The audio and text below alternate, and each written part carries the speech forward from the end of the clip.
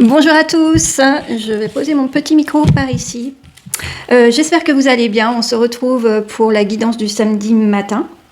Voilà, donc c'est toujours guidance de tas, vous conscientisez, tas numéro 1, tas numéro 2.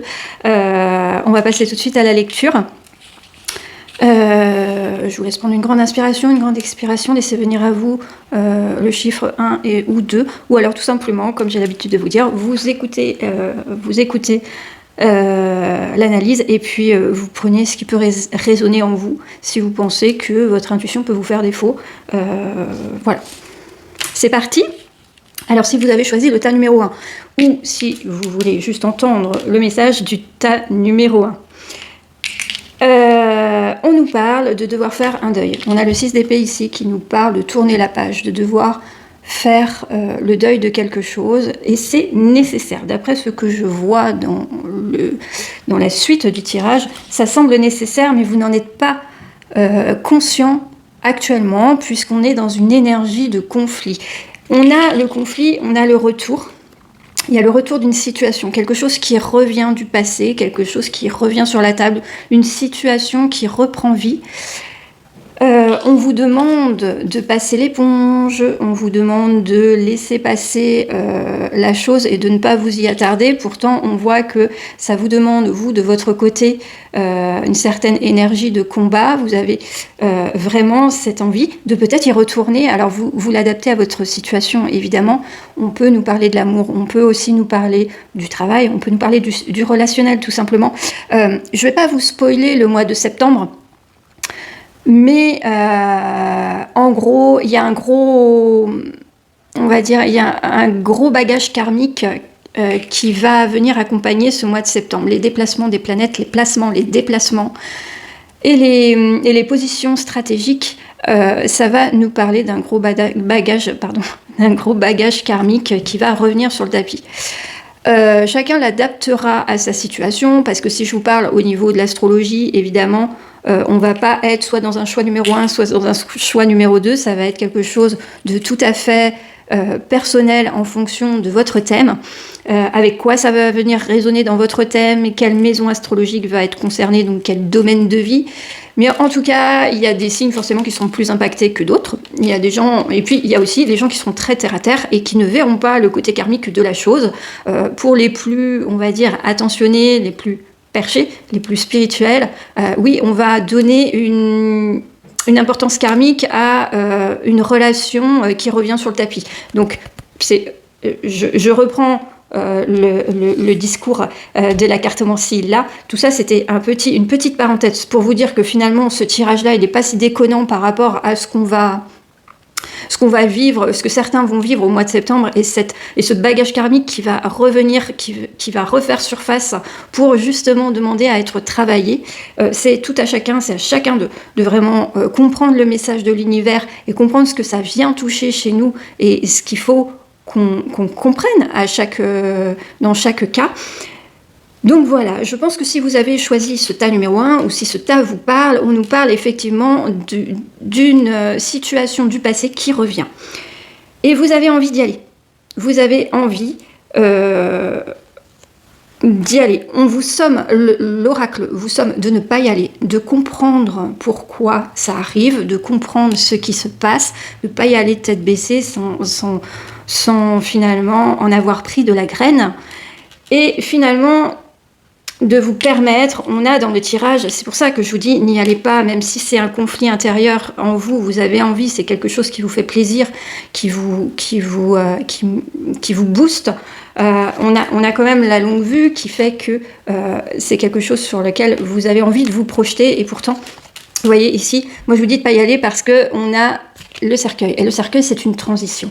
Et encore une fois, quand je vous parle de cycle karmique, on ne me suit pas dans l'histoire, mais pour avoir vécu certaines expériences, on peut comprendre, on arrive à décrypter, encore faut-il y croire et encore faut-il avoir foi en la chose, mais on peut comprendre que certaines personnes reviennent à nous par certains biais. Je vous parle de personnes, mais ça peut être aussi des situations qui reviennent sur le tapis, pas forcément à travers une personne, mais peut-être par rapport à vous vivez quelque chose et ça vous met dans une dans une émotion que vous avez déjà vécue auparavant. Donc ça peut être une émotion souvent négative que vous avez déjà vécue à un autre chapitre de vie. Là aussi, on va revenir sur le karmique. Ça veut dire que l'univers vous renvoie une situation qui va vous faire revivre une émotion qu'il faut analyser, qu'il faut aussi s'aider à se débarrasser. Ok ? En tout cas, ici, donc l'univers vous pointe, vous pose sur la table une situation, une personne, quelque chose qui revient du passé, qui suscite beaucoup de choses, puisqu'on a cette carte de conflit. L'oracle vous dit, on ne s'emballe pas, on va essayer de transformer tout ça, parce que le but, c'est vraiment ça, c'est de magnifier tout ça, de transformer.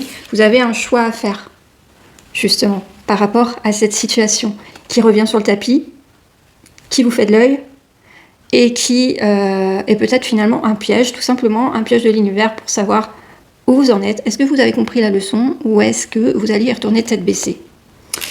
Il semblerait que vous soyez guidé. On a l'étoile, on a le guide. Donc laissez parler votre intuition, laissez parler vos ressentis et surtout écoutez-les. Écoutez-les parce que parfois... il y a une phrase qui dit le cœur a ses raisons que la raison ignore. Voilà, on est un petit peu dans ce schéma-là, c'est-à-dire il y a ce que vous voulez au départ, ce qu'on vous fait miroiter au départ, et puis si on gratte un petit peu, on comprend qu'il y a un autre message derrière. Et finalement, si vous vous laissez guider par votre cœur, par vos émotions, vous allez voir que vous n'allez pas y aller. Et parce que vous n'allez pas y aller, vous allez en sortir grandi. Derrière ça, il y aura quelque chose qui se mettra en place, je le pense, parce que c'est souvent comme ça que ça se passe. Ok ? Tas numéro 2. On a, au niveau du tarot, on a la tour. La tour, c'est l'imprévu. C'est relié à Uranus en astrologie, c'est-à-dire le changement soudain, la chose qui arrive et qu'on n'avait absolument pas prévu. C'est pas quelque chose qu'on a préparé, c'est pas quelque chose qu'on espère d'ailleurs, même si on a la carte de la prière dans le tirage, c'était quelque chose, allez, j'allais dire qu'on espère mais qu'on n'osait pas imaginer, qu'on espérait. Donc il y a cette carte d'imprévu, donc quelque chose qui vient, quelque chose qui tombe, quelque chose de plutôt heureux, j'ai envie de vous dire, parce que alors l'imprévu ça peut être aussi quelque chose de malheureux. En tout cas, là, par rapport à ce tirage, c'est plutôt l'inverse, c'est plutôt quelque chose d'heureux, une bonne issue, une bonne nouvelle, quelque chose qui vous libère, on vous parle d'argent ici, une situation financière. Il y avait quelque chose qui peut-être vous... avec la carte de la corde, c'est une situation où vous vous sentiez vraiment prisonnier de cette situation. Ça peut être, je sais pas moi, vous devez de l'argent à quelqu'un, ça peut être, vous devez faire un prêt pour régler une situation, ça peut être, vous ne savez pas comment vous en sortir, comment est-ce que je vais boucler la fin du mois. Voilà, ce genre de situation, on voit que ça vous prend la tête. C'est une situation qui est très malaisante pour vous, ça vous vraiment vous ruminez, vous essayez de tourner ça dans tous les sens parce que vous n'arrivez pas à trouver la bonne solution. Et puis, il y a cet imprévu qui arrive, qui n'était pas prévu puisque c'est un imprévu, et qui, derrière cette carte d'imprévu, on n'a que des belles cartes. On a la santé, qui nous parle de bien-être, qui nous parle de sérénité. On a la réconciliation, donc c'est une situation qui s'améliore. On a les prières, donc effectivement vous avez peut-être beaucoup espéré que ça s'améliore. Vous avez peut-être prié, vous avez peut-être fait vos demandes, vous avez peut-être envoyé des intentions, supplié même pour que tout ceci s'arrête ou au moins prenne une autre tournure. Et vous avez été entendu, puisque derrière on retrouve une stabilité et on retrouve les festivités. Donc pour moi, il y a quelque chose. Alors, comme c'est un tirage général, je vais partir sur deux options. On peut nous parler du financier pour certains d'entre vous. On peut nous parler du médical pour certains d'entre vous. ok ?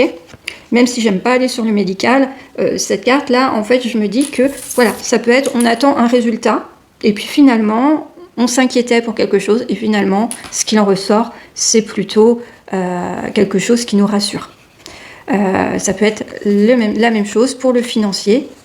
On pensait être au fond du trou dans une situation très délicate, et puis finalement, il arrive quelque chose qui nous rassure sur notre situation et qui nous offre peut-être une opportunité de sortir de cette carte, de cette énergie qui nous prend la tête. Voilà. Je vous souhaite un très bon week-end. Si vous voulez une guidance personnalisée, vous faites votre demande sur ma boîte mail, Olivia Cartomancy 888, tout attaché, 888, Olivia Cartomancy 888 @gmail.com. Je vous souhaite un très bon week-end et je vous dis à très bientôt. Ciao.